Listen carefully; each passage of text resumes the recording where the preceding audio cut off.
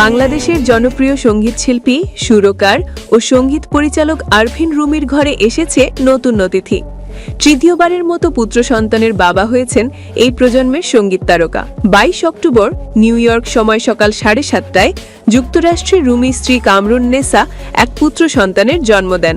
নবজাতকের নাম রাখা হয়েছে কিয়ান আরফিন আরহান। রুমি জানিয়েছেন, আলহামদুলিল্লাহ, আমরা অত্যন্ত কৃতজ্ঞ ও আনন্দিত। মা ও ছেলে দুজনেই ভালো আছে।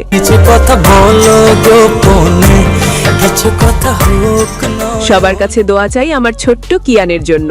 2 দশকের বেশি সময় ধরে সঙ্গীত জগতে সফলভাবে কাজ করছেন রুমি। এই সন্তানের আগমন তার জীবনে এনেছে নতুন আনন্দের আলো। এটি রুমি ও কামরুন্নেসা দম্পতির দ্বিতীয় সন্তান।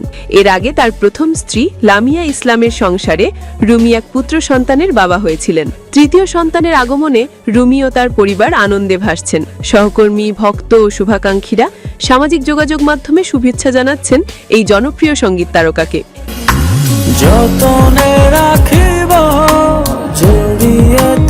এদিকে নতুন গান নিয়েও বেশ ব্যস্ত সময় পার করছেন রুমি।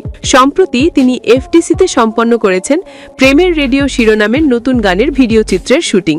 গানটির কথা লিখেছেন সাগর, সুর ও সঙ্গীত পরিচালনায় রয়েছেন ফরহাদ। সিডি চয়েসের ব্যানারে প্রকাশের অপেক্ষায় থাকা এই গানে রুমির সঙ্গে কণ্ঠ দিয়েছেন স্বর্ণা। নতুন গান, নতুন পরিবার, দুই দিকেই এখন উচ্ছ্বাস আর ভালোবাসায় ভরপুর আরফিন রুমির জীবন।